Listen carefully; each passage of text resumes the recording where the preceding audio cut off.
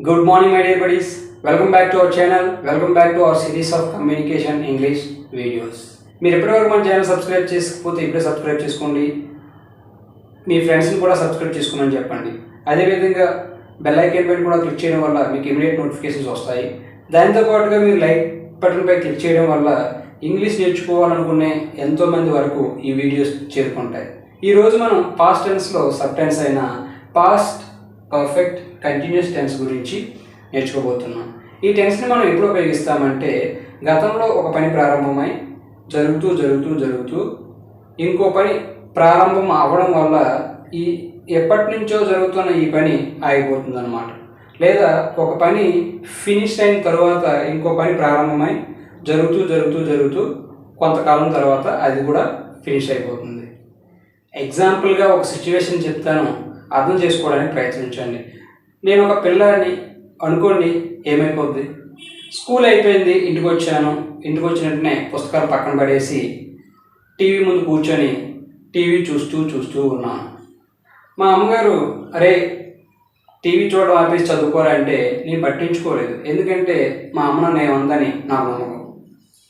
కొంత సమయం తర్వాత మా నాన్న రావడం నేను గమనించి టీవీ కట్టేసి పుస్తకాలు ఎప్పటి నుంచో చదువుతున్నట్టు నేను యాక్ట్ చేశాను అన్నమాట. ఇదంతా గతంలో జరిగింది. ఈ సందర్భాన్ని ఒక వాక్యంలో నేను చెప్పాలనుకుంటే, మా నాన్నగారు వచ్చినంత వరకు నేను టీవీ చూస్తూ ఉన్నాను. టీవీ చూస్తూ ఉండడం అనే పని గతంలో ప్రారంభమైంది, కొంతసేపు జరిగింది, సడన్గా ఆగిపోయింది. ఎందుకంటే ఇంకో పని ప్రారంభం అవ్వడం వల్ల. ఆ పని ఏంటంటే మా నాన్నగారు రావడం. ఇలా ఈ టెన్స్ని మనం ఉపయోగిస్తాం.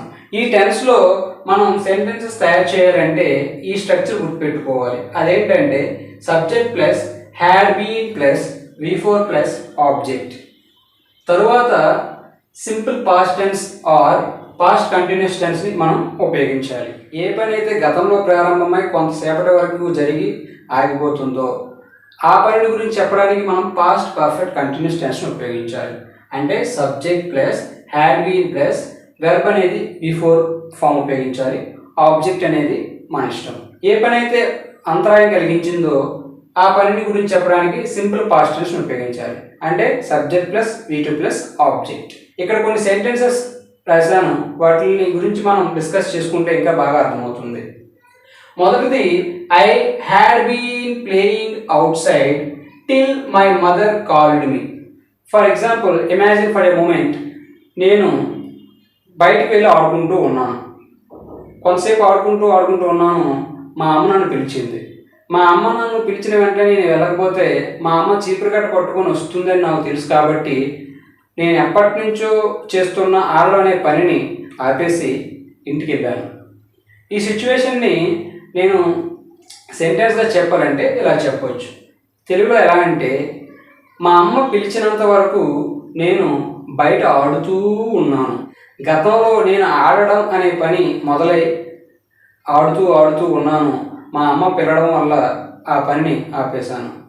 సో ఇంగ్లీష్లో ఎలా చెప్పాలంటే, I had been playing outside till my mother called me.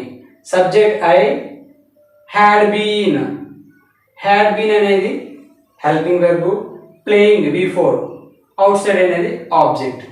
Till ఎప్పటి వరకు అంటే my mother called me, subject plus V2 plus object. ఇది సింపుల్ పాస్ట్ టెన్స్, ఇది past perfect continuous tense. And the next sentence is, the ground was wet because it had been raining whole night. The ground అనే subject, was అనేది helping verb, wet అనేది adjective. ఇది past continuous టెన్స్లో ఉంది. ఇక్కడి వరకు ఈ sentence past continuous టెన్స్లో ఉంది. Ground అనేది తడిగా ఉంది అని దాని అర్థం. ఎప్పుడు తడిగా ఉంది? గతంలో. ఎందుకు తడిగా ఉందంటే it subject, had been helping verb, raining V4, whole night అనేది object. It had been raining whole night అంటే దీని అర్థం రాత్రంతా వర్షం కురవడం వల్ల గ్రౌండ్ అనేది తడిగా ఉంది. రాత్రంతా వర్షం పడడం వల్ల మైదానం, గ్రౌండ్నే తెలుగులో మైదానం అంటాం, మైదానం తడిగా ఉంది అని దాని అర్థం. మైదానం తడిగా ఉంది. ఎందుకు అలా ఉంది? రాత్రి ఎప్పుడో వర్షం పడడం మొదలయ్యింది. రాత్రి అంతా వర్షం పడుతూ పడుతూ పడుతూ ఉండడం వల్ల మైదానం అనేది తడిగా ఉంది అని దాని అర్థం. And the third sentence is they had been talking since they sir left from their class. ఇక్కడ రెండు సెంటెన్సెస్ ఉన్నాయి. దే హ్యాడ్ బీన్ టాకింగ్ అనేది ఒక sentence, they sir left from the class అనేది ఇంకో సెంటెన్స్. అంటే దీని అర్థం వాళ్ళ మాస్టారు క్లాస్ నుంచి వెళ్ళిపోయిన తరువాత నుండి వీళ్ళు మాట్లాడుతూ ఉన్నారు. వాళ్ళ మాస్టర్ క్లాస్ నుంచి వెళ్ళిపోయిన తర్వాత నుండి వీళ్ళు మాట్లాడుతూ ఉన్నారు అని దాని అర్థం. వీళ్ళు మాట్లాడుతూ ఉన్నారు. దే హ్యాడ్ బీన్ టాకింగ్, వాళ్ళు మాట్లాడుతూ ఉన్నారు. ఎప్పటి నుంచి? Since there sir. There sir అనేది subject, left leave, left left, leaving leaves, verb forms.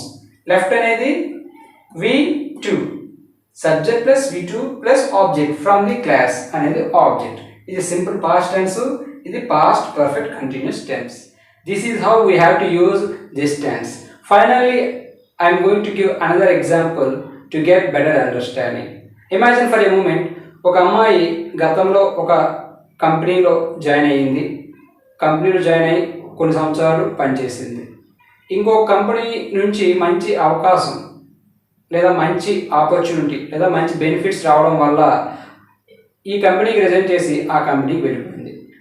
అదే సిచ్యువేషన్ నేను ఒక వాక్యంలో చెప్పాలంటే, ఆమె ఈ కంపెనీలో జాయిన్ అవ్వక ముందు ఆ కంపెనీలో పనిచేస్తూ ఉండేది. She had been working in that organisation before she joined in this organisation. She had been working in that organization before she joined in this organization. ఇలా మనం ఏంటంటే సెంటెన్సెస్ని ఈ టెన్స్ ఉపయోగించి మనం తయారు చేయవచ్చు. ఈ టెన్స్ ఉపయోగించి కొన్ని కొత్త వాక్యాలని తయారు చేసి కామెంట్ బాక్స్లో కామెంట్ చేయండి. That's all for today.